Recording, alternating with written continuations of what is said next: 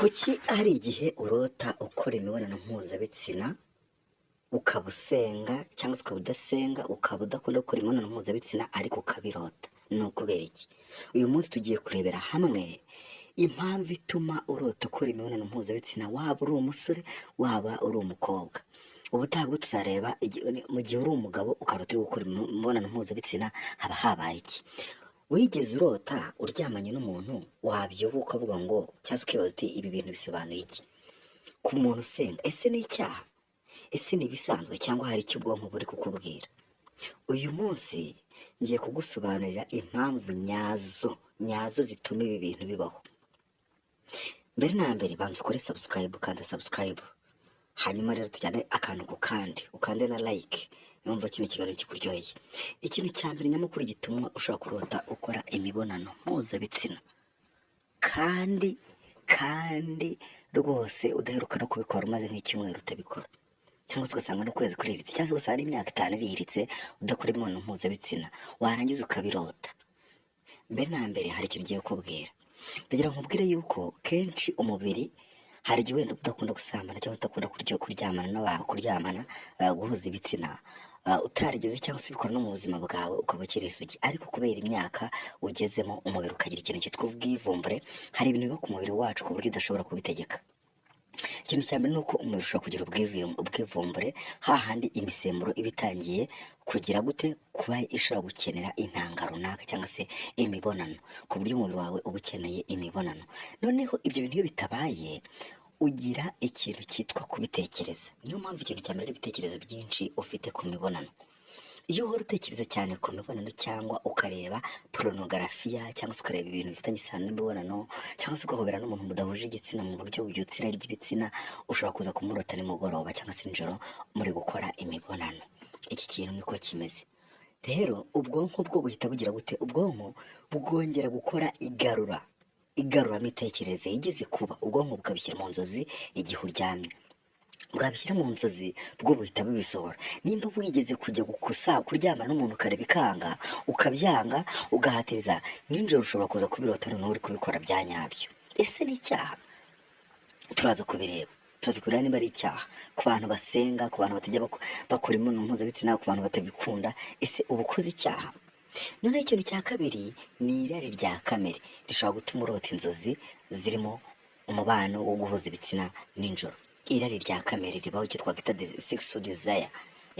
Ibi ni ibintu bisanzwe ku muntu wese. Irari rya kamere ribaho, waba usenga waba udasenga, waba ukunda kuryamana n'abantu mudahuje igitsina, waba utabikunda. Irari rya kamere ntawarihungira, nubwo waba uri ikiremba.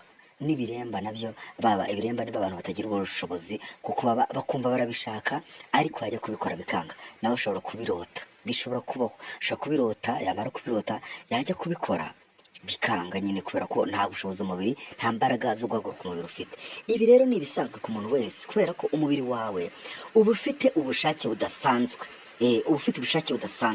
Inzozi noneho zikaba uburyo bwo kubigaragaza. Ikintu cya gatatu gishobora gutuma urota uryamana n'umuntu nijoro ni ukubura umuntu ukunda, icyo twakwita emotional need. Hari igihe uba utari mu rukundo cyangwa se ukumva ukeneye umuntu mukundana, noneho rero ubwonko bwawe bugakora inzozi ziguhuza n'uwo muntu, harimo n'imibonano mpuzabitsina, byose bigahita bizira rimwe.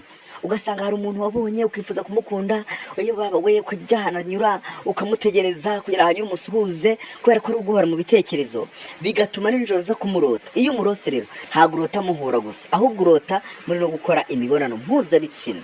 Impamvu ya kane ishobora gutuma urota uri kuryamana n'umuntu, urota uri gukora imibonano, ni ukureba filime cyangwa amashusho ajyanye n'imibonano mpuzabitsina. Ku bantu bakunda kureba porunogarafiya, ku bantu bakunda kureba abantu bambaye ubusa, ku bantu bakunda kumva ibiganiro byerekeza ku mibonano byo kuri ku mbuga nkoranyambaga zitandukanye, ku bantu bakunda kureba ibiganiro birimo abantu bambaye ubusa, bari gusomana bambaye ubusa ku mbuga nkoranyambaga zitandukanye, cyangwa se ku mbuga zitandukanye zifungurwa hakoreshejwe ubundi buryo. Aba bantu bashobora kurota bari gukora imibonano nijoro n'inshuti zabo. Nimba wabirebye ukaza guhura n'inshuti yawe y'umukobwa cyangwa ukaza guhura n'inshuti yawe y'umuhungu, bishobora gutuma uza kubirota nijoro uri kuryamana na wa muntu mwahuye, ariko binyuriye ku bwonko, kuko ku buryo ubwonko bwiriwe butekereza bya bintu bwarebye, bya bintu ba bantu warebye bambaye ubusa, za filime z'urukozasoni warebye. Rero bishobora kugaruka mu nzozi zawe. Bivuze ngo iyo urebye ibintu byinshi bifite aho bihuriye n'imibonano mpuzabitsina mbere yo kuryama, iyo ugiye kuryama ubwonko burabigarura. Bwabigarura ntabwo birangirira aho ngaho, ahubwo hakorwa igikorwa cyo gukora imibonano mu nzozi n'umuntu mwahuye, cyangwa se umuntu utekereza, umuntu ukunda. Niyo mpamvu ubu buryo hari abantu bamwe bajya babwifashisha, akavuga ngo nshaka kuza kurangiza, wenda nk'abasore, hari abasore bajya babwifashisha akavuga ngo nshaka kuza kurangiza nijoro, nshaka kuza kuryamana nijoro, kubera ko iyo umuntu asohoye, iyo umuntu arangije, amasohoro araza nk'umuhungu, amasohoro araza akaza bya nyabyo, ku buryo aza ari menshi cyane, ku buryo hashobora no kuza amasohoro atarigeze aza mu gihe ari gukora imibonano mpuzabitsina, hakaza amasohoro menshi menshi menshi menshi menshi cyane. Rero benshi barabikunda, bakunda ubu buryo kuruta gukora imibonano mpuzabitsina, aho bamwe bakunda, abasore bamwe bakunda kureba amashusho bakayitsindagira mu bwonko bwabo, akavuga ati uyu munsi nintaruta ndi kuryama n'umuntu, akaza kugereza agahura n'umukobwa mwiza, ati uyu munsi nintaruta ndi kuryama n'umuntu nzabirota ejo. Ariko icyo gikorwa cye kuba aranezerwa cyane, abona umunezero urenzeho. N'abakobwa nabo ni uko. Abakobwa nabo hari abakobwa bareba amashusho y'abantu bambaye ubusa, amashusho y'abantu bari kubikora, ku buryo nijoro avuga ati ndaza kubirota. Umukobwa nawe birose ararangiza. Iyo arose hari umuhungu bari kubikorana, ararangiza burundu burundu burundu, ku buryo agera ku byishimo bye bya nyuma. Niyo mpamvu uzasanga benshi mu mibonano isanzwe batanyurwa, ukibaza nimba ashobora kuba bikorana n'undi muntu bikakuyobera. Ntabwo ari uko bikorana n'undi muntu, ahubwo benshi bifasha buno buryo bw'inzozi kugira ngo bafashe kurangiza no kugera ku byishimo by'imibonano. Hari n'abantu bakanguka bakiri muri iyi mibonano yo mu ibanga cyangwa se yo mu nzozi, ku buryo yumva yaryohewe, yarangiza akumva araruhutse, akumva ameze neza, akumva ubwonko bwe bumeze neza cyane. Noneho rero ku bantu batabikora, ubwonko ntabwo buba bumerewe neza. Hari abantu bareba amashusho, bareba ibintu bareba nka porno, amashusho ya filime z'abantu bambaye ubusa, z'abantu bari kubikora, noneho ntibabashe kugira gute, ntibabashe kubona abo bakorana imibonano mpuzabitsina. Hari n'abandi bikururira guhita bajya gushaka abo bakorana imibonano mpuzabitsina. Ari nayo mpamvu abantu bakangurirwa kutareba bino bintu bya filime z'urukozasoni. Niyo mpamvu abantu benshi batareba, bakangurirwa kutareba amashusho ajyanye n'imibonano. Reka tubyubahe, amashusho ajyanye n'imibonano. Kubera iki? Iyo uyarebye wumva ushatse gukora imibonano mpuzabitsina. Niyo mpamvu hari n'abantu bayareba mu rwego rwo gukangura umubiri wabo, akavuga ngo rero ndaza gukora imibonano mpuzabitsina, reka ngerageze nigize ubwonko hafi, hanyuma mbashe kwitekereza, ninza kujya kubikora bize kunyorera, ntaza kwishaka nkibura. Kubera iki? Kenshi abo bantu hari igihe bafite ikintu cyitwa umunaniro. Ugasanga umuntu afite umunaniro, afite stress, afite ibiki byose, ku buryo iyo agiye kubikora ashobora gucika intege, atangiye igikorwa, cyangwa se akaba atiyumvamo umuntu bakundana, umuntu bagiye kubikorana, ariko kubera ko babimusabye akavuga ati reka tubikore.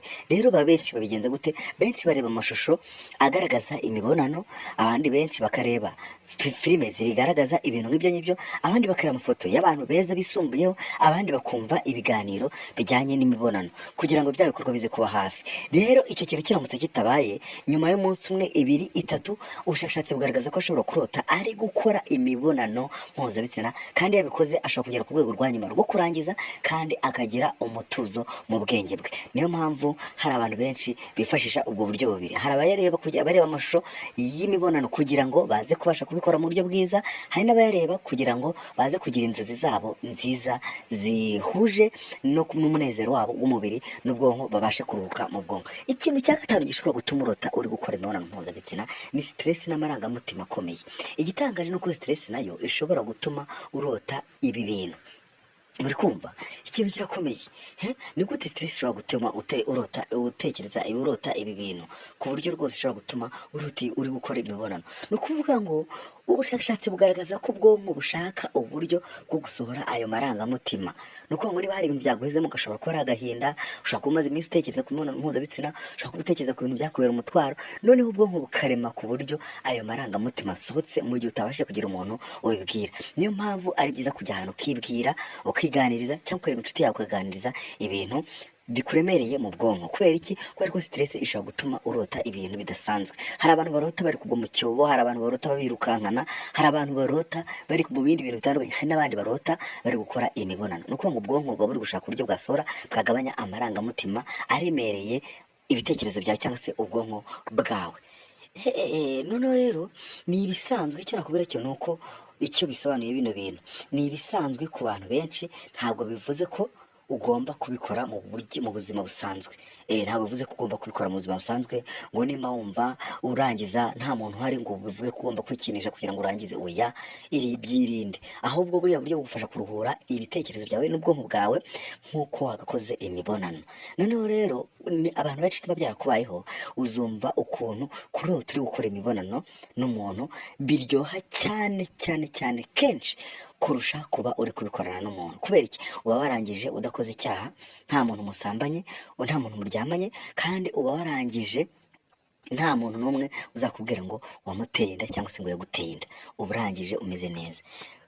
Reka rero tugana ku musozo, nakubwira ngo ntugakangwe n'inzozi nk'izi, ahubwo ujye ugenzura ibyo utekereza, ugenzura ibyo ureba, ugenzura ukubayeho mu buzima bwawe mbere yo kuryama. Ibitekerezo byawe byiriwe muki? Niyo mpamvu buri munsi wagombye kwibanda ku bitekerezo byiza, kubera yuko bya bitekerezo byose bibandaho, ubwonko bwawe bwibandaho, ibitekerezo ugaburirwa ubwonko bwawe bishobora kuza kongera kugaruka mu masaha ya nijoro. Kora inzozi zawe rero wirirwa mu bintu byiza, utekereza neza. Niba ushaka kuza kurota uri gukora imibonano mpuzabitsina, biba ari byo wirirwamo. Niba utabishaka, rinda ubwonko bwawe, ariko kandi umenye ko bishobora kuzizana bitewe n'ubwivumbure bw'umubiri mu gihe iba iri gukora imisemburo. Nabwo ushobora kurota uri gukora imibonano ukirangirizaho kandi uri imanzi cyangwa se uri isugi.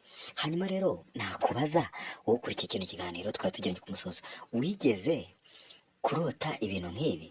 Andika muri komenti uti narabibonye, cyangwa se nimba bitarakubayeho nabwo ubitubwire. Ukande like, ukande subscribe kuri Ndanyuzwe TV5 kugira ngo utazacikanwa n'izindi nyigisho zikomeye mu kiganiro tuzabagezaho ejo mu gitondo.